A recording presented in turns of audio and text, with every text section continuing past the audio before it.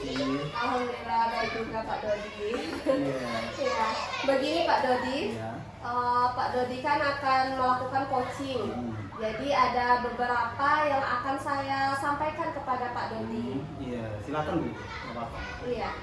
Nanti pada saat proses coaching, nanti kan ada antara coach dan coaching. Akan saya amati pada proses coaching nanti. Dan akan saya nilai sesuai dengan rubrik penilaian coaching. Seperti sama-sama kita ketahui apakah sudah sesuai dengan alur tirta, lalu apakah sudah memberikan pertanyaan yang berbobot kepada coaching, dan apakah nanti jawaban yang disampaikan oleh coaching sudah sesuai dengan pertanyaan-pertanyaan yang Pak Dodi sampaikan. Lalu kemudian nanti dari jawaban tersebut apakah nanti coaching dapat memberikan jawaban yang dapat menemukan solusi permasalahannya dari permasalahan yang disampaikan oleh coaching. Dan Pak Dodi juga jangan lupa sesuaikan dengan prinsip coaching, diantaranya yaitu adanya kemitraan, proses kreatif, dan memaksimalkan potensi dari coaching. Sebelum proses coaching dimulai, Pak Dodi, ada beberapa pertanyaan yang akan saya berikan kepada Pak Dodi. Boleh ya Pak Dodi? Iya, silakan Bu Suci, nggak apa-apa. Iya.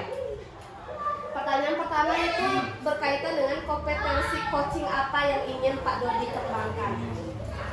Ya, baik, terima kasih untuk Bu Suci. Di sini kalau untuk coaching nanti, di sini rencananya kami untuk kompetensi yang akan saya kembangkan di sini yaitu pertama tentang kehadiran penuh ya atau present. Yang kedua itu mendengarkan aktif, dan yang ketiga tentunya memberikan pertanyaan-pertanyaan yang bobot. Sebab itu nantinya akan menjadi poin utama dalam melaksanakan proses coaching nantinya. Iya, baik Pak Dodi. Jadi itu kompetensi yang ingin Pak Dodi kembangkan ya. Nah, dari ketiga kompetensi tersebut, kompetensi spesifiknya yang di bagian mana Pak?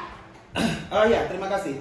Untuk kompetensi yang spesifik itu saya lebih mengembangkan yaitu tentang memberi pertanyaan yang berbobot Bu Suci. Sebab menurut saya itu pertanyaan berbobot itu merupakan salah satu kunci utama untuk membangun kompetensi dari coaching yang akan kita gali nanti potensinya. Itu menurut pendapat saya Bu Suci. Iya, itu saja Pak Dodi, mungkin ada tambahan? Dan juga tentunya karena dalam mengadakan sebuah coaching itu tentu harus mendengarkan secara aktif. Mungkin itu yang lebih saya tonjolkan yang ke spesifiknya nanti. Iya. Iya. Berarti indikator ketercapaian yang ingin Pak Dodi capai apa? Ya baik, untuk indikatornya nanti itu saya sudah merencanakan di sini. Saya ingin coaching saya itu dapat menemukan solusi dari dirinya sendiri atas permasalahan yang dialaminya nanti, sehingga dalam coaching tersebut permasalahan tersebut tanpa disadari dia sudah menemukan sendiri solusi yang akan dijalankan ataupun rencana yang akan dijalankan untuk menyelesaikan permasalahannya. Seperti itu. Baik Pak Dodi, terima kasih atas jawabannya. Baterai penuh Mami. Nanti silakan Pak Dodi melakukan coaching dengan sebaik-baiknya. Dan nanti setelah proses coaching selesai kita akan berbincang-bincang lagi ya Pak Dodi ya. Siap. Iya, terima kasih atas waktunya Pak Dodi. Iya, sama-sama Bu Suci. Terima kasih. Ya, assalamualaikum Bu Novia. Waalaikumsalam Pak Dodi. Bagaimana kabarnya hari ini? Alhamdulillah luar biasa. Baik ya, alhamdulillah. Ya, bagaimana Bu Novia untuk hari ini untuk proses belajar mengajarnya di sekolah aman? Alhamdulillah aman Pak Dodi. Cuman yalah seperti itulah Pak Dodi, kendala di sekolah pasti ada setiap hari. Iya. Ya, kalau boleh tahu nih untuk kendala apa saja yang Ibu hadapi sebagai arah tujuan dari permasalahan yang ingin kita bahas nantinya itu apa kira-kira Bu Novia? Ya, hari ini sebenarnya saya ingin berkonsultasi dengan Pak Dodi tentang permasalahan saya yang saya. Oh iya, boleh.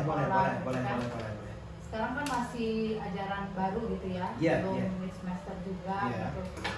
Anak-anak baru yang kita hadapi, kebetulan saya mengajar di kelas 7 Pak Dodi. Oh, kelas 7 ya. Jadi yang saya hadapi ini kan peralihan dari SD ke SMP gitu kan.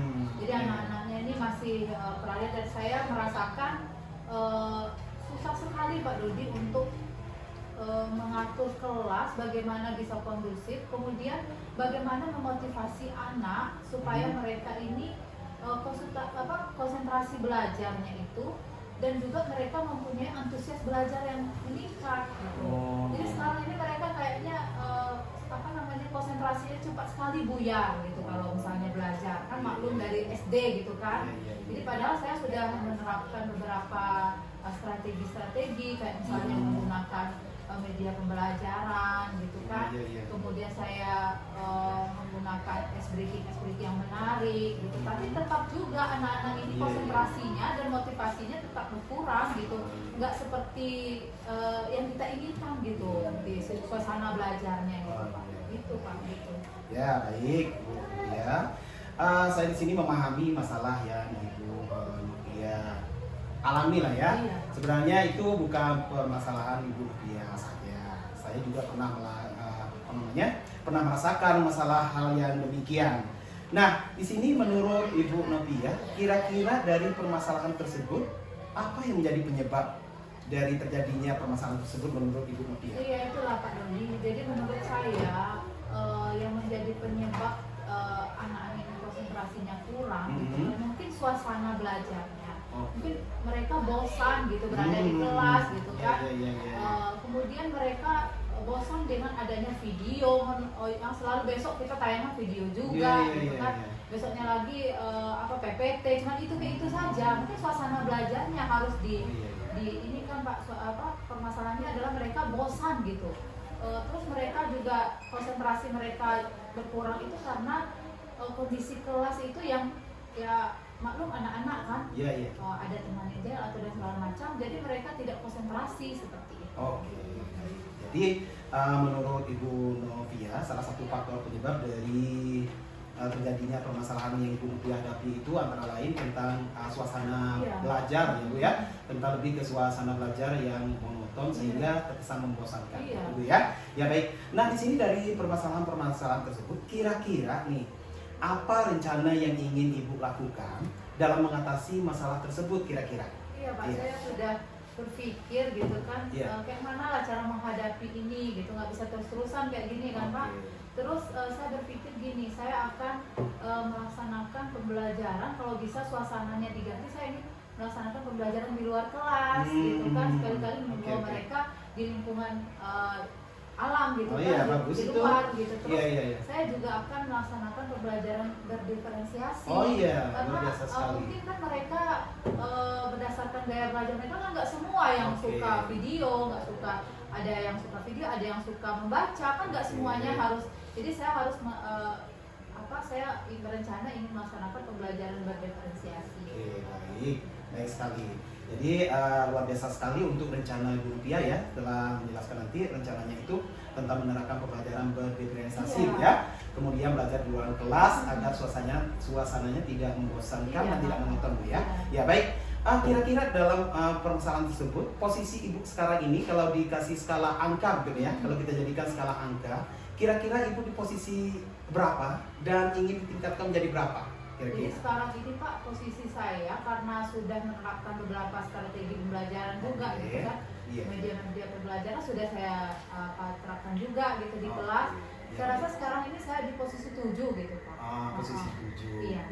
Dan saya ingin meningkatkan ya kalau bisa sampai posisi 10. Luar biasa sekali ya, optimis Bu ya. Gitu, luar biasa sekali. Saya ingin sekali melihat antusias anak-anak belajar gitu Pak. Jadi kalau anak-anak sudah antusias belajar, apapun materinya kan cepat nangkap gitu. Baik sekali. Motivasinya meningkat juga. Oke. Ya baik, dari rencana tersebut yang telah Ibu rencanakan untuk menerapkan pembelajaran tersebut, kira-kira kapan bisa dilaksanakan menurut Ibu? Kapannya Pak? Kalau saya rasa secepat mungkin ya Pak, minggu depan kayaknya ya. Karena ini kan sudah minggu ini ya, pertemuan ini, nanti pertemuan berikutnya saya rencanakan akan melaksanakan pembelajaran seperti itu Pak, yang saya rencanakan tadi. Lebih cepat lebih baik gitu ya. Nah, baik, bagus itu. Lebih cepat lebih baik untuk rencananya itu luar biasa sekali ya Bu ya. Nah, di sini untuk supaya rencana tersebut terlaksana dengan baik, tentu ada bentuk komitmen ya. Bentuk komitmen dengan pihak sekolah ataupun dengan stakeholder di sekitar sekolah ini supaya memang pembelajaran tersebut itu terlaksana. Itu apa yang Ibu lakukan untuk sebagai bentuk komitmen agar proses pembelajaran tersebut terlaksana dengan baik? Ya, saya rencananya ingin menyampaikan juga kepada wakil kurikulum terkait tentang rencana pembelajaran saya, nanti kan supaya mereka saat saya menerapkan pembelajaran di luar kelas kan, jadi mereka tidak ada kelas-kelas yang terganggu kan, makanya kan kita melaksanakan di luar kelas, kelas-kelas lain yang lain ikut terganggu, saya bisa memberitahukan kepada wakil kurikulum. Kemudian untuk melaksanakan pembelajaran berdiferensiasi, saya rencananya ini akan bekerja sama dengan BK untuk mengadakan semacam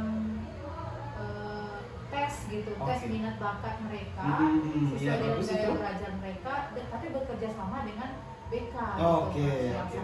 Jadi bisa sekalian seluruh kelas yang saya ajarkan. Jadi saya sudah punya data nanti gaya belajar. Ya, luar biasa sekali Bu ya. Intinya kalau untuk komitmen tersebut itu intinya dalam bentuk kolaborasi ya Bu ya, melibatkan semua pihak sekolah. Luar biasa sekali Bu Novi ya. Jadi tanpa kita sadari dari bincang-bincang kita hari ini, itu sebenarnya Ibu Novi sudah menemukan solusi dari permasalahan tersebut. Yang luar biasa sekali.